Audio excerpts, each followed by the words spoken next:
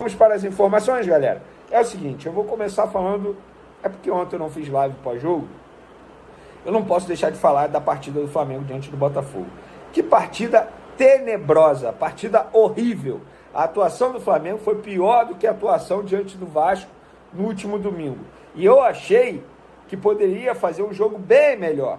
Porque, na minha opinião, hoje o Botafogo, embora tenha jogadores melhores que o Vasco, mas ainda é um time abaixo. Eu acho mais difícil enfrentar o Vasco da Gama do que enfrentar o Botafogo atualmente. Por quê? Porque o Vasco tem um baita treinador, que é o Ramon Dias, e o Botafogo tem um treinador que, na minha opinião, é fraquíssimo para o futebol brasileiro. O Thiago Nunes é fraco, e ele já vem mostrando isso já agora no Botafogo. Eu arrisco a dizer que ele não chega no meio do ano comandando o Botafogo. Escute o que eu estou te falando, torcedor do Botafogo. E o Flamengo fez uma má partida. Eu acho que Tite tem que começar a rever alguns conceitos dele no Flamengo. Infelizmente, De La Cruz e Arrascaeta ali juntos não está dando certo.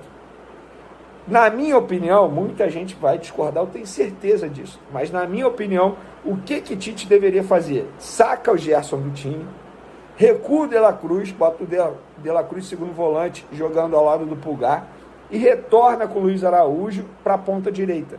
E aí você volta para aquele esquema 4-3-3. Ah, com o De La Cruz também esse esquema. Eventualmente, quando o De La Cruz cai para a direita, ou o próprio Arrascaeta cai para a direita, eu acho que o time iria render muito mais assim. Ou poderia render mais. A gente só vai saber vendo. E o Campeonato Carioca serve para isso. Não vai testar na Libertadores. Não vai testar no meio do Brasileirão.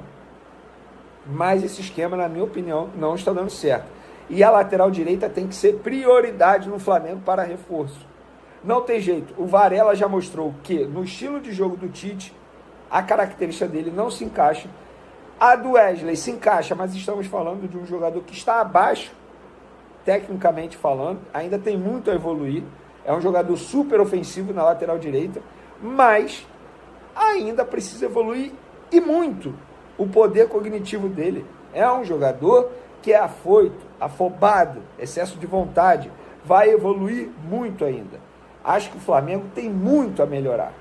O jogo contra o Botafogo mostrou isso, muito a melhorar. Não dá para o Léo Pereira, o zagueiro do Flamengo, ser eleito o melhor em campo em 2 jogos seguidos. Se isso está acontecendo, é porque há algo de errado. Assim como se fosse o goleiro o melhor em campo. Por falar em goleiro, o Rossi, pelo amor de Deus, hein? Não está passando uma confiança nos jogos. Foi assim contra o Vasco, foi assim contra o Botafogo. Tem que melhorar. Tem que melhorar. Tá? Dito isso, vou trazer uma declaração aqui do Tite que eu achei super importante após a partida. Ele disse o seguinte, abre aspas, o Flamengo perdeu muito ano passado. Talvez desde 2015 não tinha perdido tanto. Coloquei para os atletas que legal nós, de 12 do ano passado, ganhar 7. Mas perder 4 é muito para o Flamengo. Estou falando do meu trabalho. Não dá para perder 4 de 12. Tem que vencer sim, mas perder menos. Isso é uma equipe equilibrada. Pois é, o Tite está buscando o famoso equilíbrio. Mas Tite, me ajuda a te ajudar. Você também tem que parar de ter essa mania de treinador. Não. Dá para mudar o elenco do Flamengo. Permite isso ao Tite. Vamos falar agora da saída do Juan. Pois é, galera. Juan está de saída do Flamengo. O gerente técnico do Flamengo está de saída. E até hoje, com todo o respeito ao Juan, ninguém sabe especificamente o que o Juan fazia no dia a dia do Flamengo. E o Juan está de saída do Flamengo porque ele recebeu um convite da CBF para ser o coordenador da entidade. Que beleza.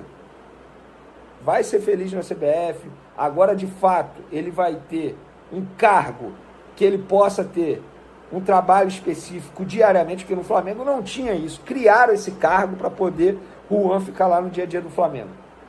Até porque, beleza, gerente técnico. Tá, toda crise o Juan não botava cara, em toda crise Juan pouco aparecia.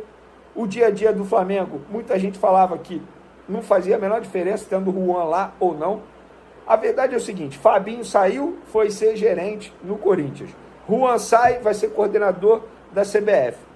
O Flamengo está sendo obrigado a fazer uma reformulação que já deveria ter sido feita. A verdade é essa, estamos falando de 2 profissionais que deviam ganhar muito bem, ter um ótimo salário, e que pouco faziam no dia a dia do Flamengo. E quando eu falo pouco faziam, gente, olha só, o cargo de gerente de futebol, que era o cargo do Fabinho, é um cargo extremamente importante. O Paulo Pelaipe, em 2019, foi extremamente importante ao Flamengo. O Fabinho tinha que ser extremamente importante, mas não era. Ele saiu, alguém está sentindo falta dele? Não, tudo continua a mesma coisa. O Juan vai sair e alguém vai sentir falta dele? Não, talvez as resenhas ali dos jogadores, festa de aniversário, porque o Juan estava sempre, inclusive.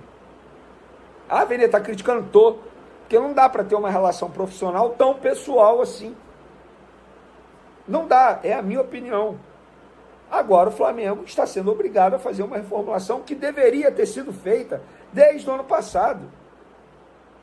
E nada pessoal contra Juan, Fabinho, nada disso, que eles sejam muito felizes nas novas empreitadas. Mas no Flamengo não farão falta. A verdade é essa. Vamos lá, galera. Sobre o Igor Coronado, muita gente me perguntando. Vou até ler exatamente aqui. Mandei uma mensagem para uma pessoa do departamento de futebol do Flamengo. A pessoa só respondeu assim: Vene, esquece Coronado aqui. Coronado não é das prioridades de posição. Está quase fechado no Corinthians. Esquece esse Coronado aqui. Não aguento mais as pessoas me perguntando sobre isso. Pronto. Tá aí a resposta para vocês. Igor Coronado pode vir para o Flamengo? A resposta foi essa que eu obtive através de uma pessoa do departamento de futebol do Flamengo.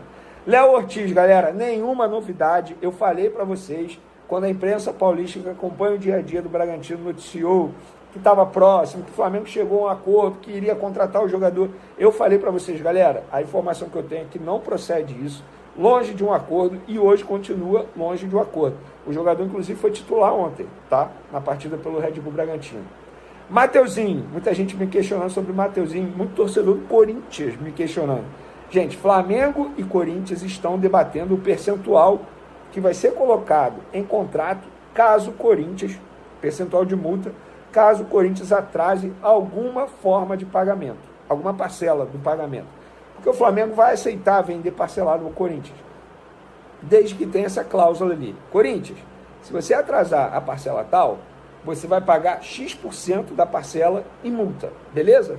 O Flamengo, no primeiro momento, pediu 25%, o Corinthians não aceitou e agora eles estão debatendo esse percentual. A informação que eu tenho é que agora a novela vai acabar. E com um final feliz para Mateuzinho, que sempre deu prioridade ao Flamengo.